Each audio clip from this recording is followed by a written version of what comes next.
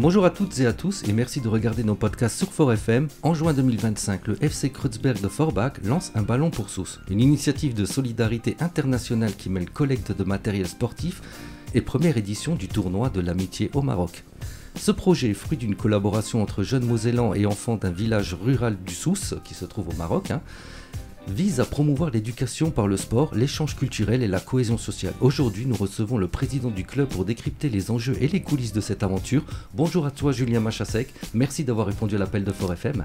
Bonjour, merci à toi de m'avoir invité, ça fait toujours plaisir d'être invité par un média local.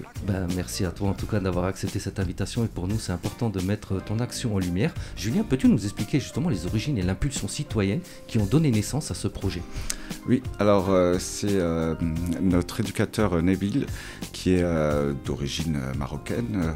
Il est allé en vacances dans la région d'Agadir, de Sousse donc, et il a découvert un petit club très gentil, très sympathique, où les enfants étaient heureux.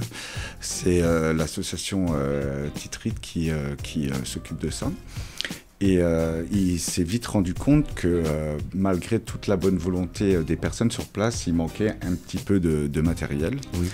Et donc, en revenant de vacances, il m'en a parlé, il m'a dit on pourrait monter un projet. Et l'idée est venue comme ça. On a monté ce projet, on s'est dit on va les aider, mais on va aussi essayer de monter quelque chose d'humain.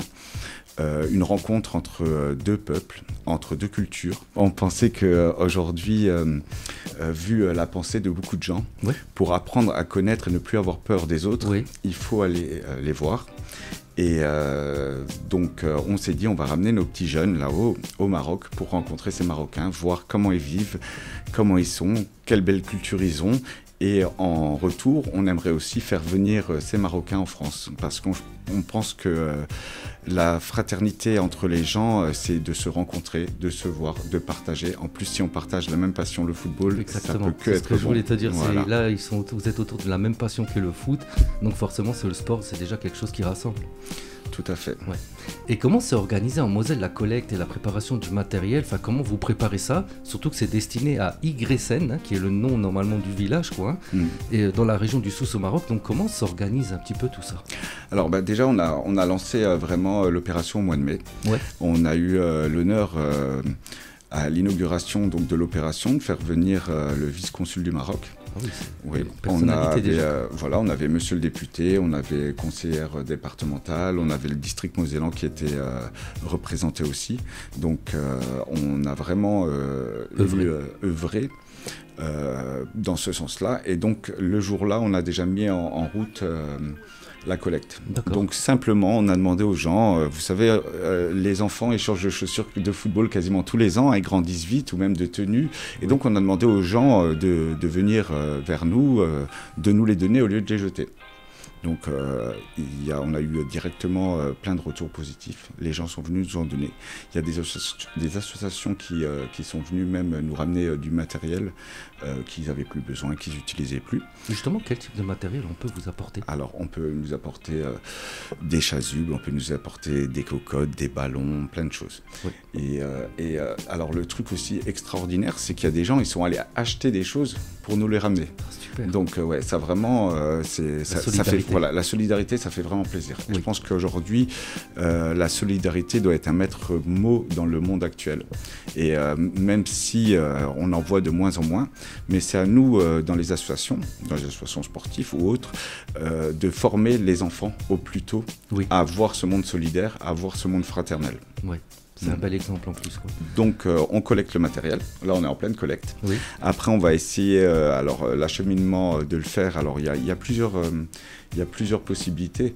On peut prendre un conteneur, il y a aussi de Forbach, il y a des départs où ils ramènent chaque mois ou même chaque semaine, ils vont rapporter du matériel au Maroc. Donc on est en train d'étudier les possibilités et le coût aussi bien entendu. Bien sûr, oui. Et alors donc le déroulement après, quand on aura réussi à expédier le matériel, c'est que fin octobre, nos petits-enfants, là, ils puissent aller au Maroc. Ouais. Bien sûr, rencontrer ces jeunes, voilà, échanger des moments. Alors on voudrait et on essaye aussi qu'ils puissent visiter le Maroc, aller voir des lieux culturels. Voilà, vraiment s'imprégner de la richesse culturelle du Maroc. Voilà, un voyage pédagogique, un voyage sportif. Et on n'a pas envie de dire un voyage humanitaire parce que en fait c'est vraiment l'essentiel dans ce voyage, c'est de former notre jeunesse à voir, à comprendre les autres. Oui, et justement dans cette première édition du tournoi de l'amitié, c'est quelle tranche d'âge un peu qu'on retrouve? Alors c'est des petits, hein, c'est nos catégories U8, U9, donc c'est des enfants qui ont entre 7 et 9 ans. Donc c'est vraiment les tout petits et je pense qu'aujourd'hui quand on veut expliquer et inculquer quelque chose, il faut l'inculquer tôt. Oui. Et donc c'est pour ça qu'on prend les petits parce que eux ils vont s'imprégner, oui, apprendre et comprendre, souvent mieux que les adultes. Oui. Et qui sont ces joueurs de l'équipe du FC Kreuzberg de Forbach invités à participer au tournoi? Alors on a vraiment ouvert à tous les joueurs de ces catégories. Oui. Donc il suffit juste, alors pour comprendre un petit peu comment on fonctionne. Donc on va faire un autofinancement. Oui. Donc la règle est simple, les parents vont participer, on va trouver des sponsors, on va faire des animations, on va faire plein de choses pour essayer de récolter de l'argent. Oui.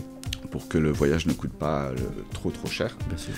Et donc tous les enfants, tous les parents dont les enfants étaient prêts à venir, et donc on leur a invité, on leur a dit qu'ils pouvaient venir, et donc tous ceux qui veulent, ils peuvent s'inscrire dans cette catégorie. Il n'y a pas une règle, on prend une certaine catégorie, on prend certaines personnes, c'est vraiment les jeunes qui veulent partir, dont les parents sont OK, et ben ils peuvent partir. Super, ouais. Et quel retour attends-tu des jeunes Marocains et Mosellans sur cet échange sportif et culturel? Alors le retour, pour moi, déjà nous on va là-haut. Oui. L'objectif, c'est de faire un petit tournoi sur place. Et le grand objectif, celui qui va être encore plus compliqué, mais nous on adore les choses qui sont compliquées et on adore se mettre des défis, voilà. C'est que ces petits jeunes Marocains puissent venir chez nous. Ouais, parce que c'est aussi bien qu'ils voient notre côté. C'est vraiment, on veut que ça soit quelque chose... un échange bilatéral. Voilà, bilatéral, de partage, d'amitié entre les peuples. On sait que la France et le Maroc ont une histoire, il y a une amitié, et donc on veut vraiment créer quelque chose qui dure. Voilà, ça serait l'objectif, ça serait que vraiment, voilà, qu'une année sur deux, chacun parte. Et justement, hein, toi qui as de la hauteur par rapport à ce projet, comment tu penses mesurer l'impact social et éducatif de l'opération tant en France qu'au Maroc? Parce que justement, toi, tu vas être spectateur dans les deux cas, quoi.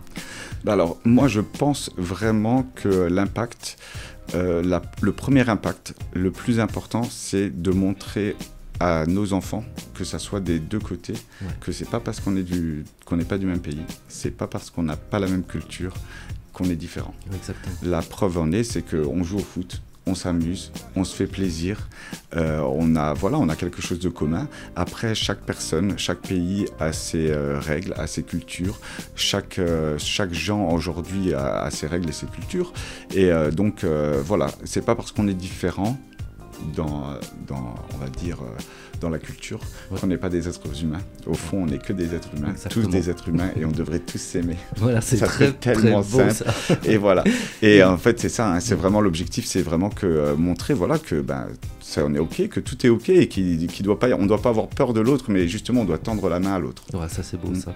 Quel a été justement le rôle précis des collectivités, associations et mécènes dans la mise en œuvre du financement du projet? Alors, les collectivités, pour le moment, on attend les retours. Oui. Alors, on sait que ça risque d'être un petit peu difficile parce que les collectivités locales font plus des actions sur le local, et nous, oui, on va partir, oui, à l'étranger. Donc, ce qu'on a fait, c'est qu'on a quand même contacté l'ambassade de France au Maroc, oui, parce qu'on estime que c'est un projet qui peut peut-être les intéresser. On a aussi contacté la jeunesse et sport. On essaye un petit peu d'aller vers l'État. Bon. Le problème, c'est qu'on a fait les contacts à peu près en mai, on n'est qu'en juin, donc eux, oui, c'est toujours un peu, oui, plus... mais on a bon espoir qu'il y ait un retour. Il faut garder l'espoir, et on espère même que par le biais de ces vidéos et de cette publicité qu'il y a autour de ton projet, voilà, il y a d'autres collectivités ou entités qui se manifestent, quoi, hein, et que vraiment ils puissent vous aider à réaliser ce merveilleux projet qu'on puisse le pérenniser. Et justement, on parlait tout à l'heure de pérenniser bien sûr cet événement. Et à ce titre, comment pensez-vous le faire? Tout simplement, chaque année en étant motivé. Oui. Parce que c'est la motivation, parce que c'est du travail, c'est quand même quelque chose. Et bien sûr, comme l'argent est maître de la guerre, j'ai envie de dire aussi d'avoir les subventions. Voilà, d'avoir les financements, tout ça. Ouais. Mais je pense que le plus dur, c'est de mettre en route les 2 premières années. Ouais. Quand on va montrer ce que ça apporte, ouais. Quand on va montrer ce que ça donne, je pense qu'après, ça sera quelque chose qui sera en route. Et vu qu'une année, nous, on va au Maroc, l'autre année, les Marocains viennent chez nous, je pense qu'après, ça va se faire tout seul et ça ira tout seul. Ouais. Le plus dur, c'est toujours de mettre la première pierre. Oui. On l'a fait. Maintenant, on va devoir faire un petit peu les fondations. Ouais. En partant. Et après, quand la maison elle sera construite, ça sera facile. Il faudra juste entretenir ce partenariat. Et avec le FC Kreuzberg, donc, quelle perspective stratégique y associez-vous? Donc là, ce qu'on va faire, c'est que, comme prévu en 2025, fin octobre, on va aller chez eux. Oui. Donc ça, on en a déjà un petit peu parlé. Et donc l'année prochaine, nous, on va continuer en créant le tournoi de l'amitié chez nous, et donc d'accompagner les Marocains pour qu'ils puissent venir en France, participer à un tournoi et être là, être présent sur le territoire et voir aussi comment on fonctionne. Et l'objectif, ça serait vraiment de faire comme nous, on va faire quand on va au Maroc. Nous, on va visiter les grandes villes du Maroc, on va vraiment voir, ça va être un marathon, ça va être une semaine de marathon. Vous pensez loger chez l'habitant ou aller loger plutôt dans les hôtels? Alors moi, personnellement, j'aimerais bien loger chez l'habitant, je trouve que c'est quelque chose d'extraordinaire. Oui, parce que si en retour on fait pareil, c'est vraiment, ils sont vraiment en immersion dans notre culture, comme on le serait nous chez eux. C'est ça, et donc au retour, ils visiteront la France, on essaiera de leur faire visiter au moins 1 ou 2 grandes villes et leur proposer aussi des actions culturelles et bien sûr des actions sportives, parce que le maître mot quand même, on a un club de foot et donc c'est de taper dans le ballon et les jeunes ils adorent ça. Je tiens quand même à remercier mes éducateurs qui tiennent ce projet, parce qu'ils font un travail. Leur nom comme ça. Il y a Nabil et il y a Nourdine. Oui. Donc eux ils tiennent vraiment le projet en main, ils font un travail extraordinaire parce qu'il y a beaucoup de contacts, il y a beaucoup de choses à faire. Je tiens à remercier aussi le cercle des entrepreneurs mosellans qui eux ont été le premier groupement d'entreprises à venir nous voir et à nous aider financièrement. Oui.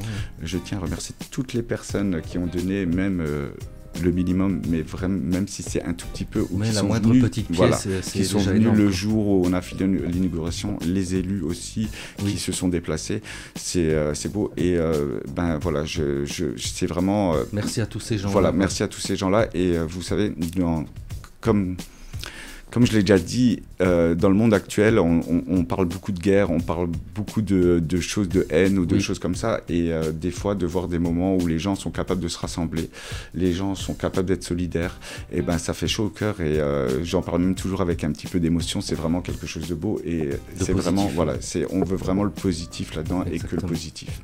Ce projet illustre parfaitement le pouvoir du football comme levier de cohésion et d'éducation. Merci à toi, monsieur le président Julien Machassek, pour ton regard éclairé sur cette démarche de solidarité transméditerranéenne, on peut dire. Restez connectés pour suivre la suite de l'aventure et découvrir comment le FC Kreuzberg à Forbach compte faire rimer sport et citoyenneté. Moi, je vous dis à très vite sur Fort FM. Merci encore à toi, Julien, d'avoir répondu présent pour cette émission et de nous avoir partagé ton message plein d'espoir et de bonheur, j'ai envie de dire. Merci à toi et je te souhaite vraiment le bonheur maximum avec ta radio. Et je te souhaite la même chose dans ton projet, parce que ton projet vraiment c'est juste simplement quelqu'un comme toi qui a réussi à faire quelque chose de tellement énorme. Donc bravo pour toi, bravo à ton association, bravo à toutes ces personnes qui sont intervenues dans ce projet. Je vous souhaite vraiment le succès. Merci beaucoup. Merci à vous d'avoir suivi cette émission jusqu'à la fin. Bye tout le monde. Ciao.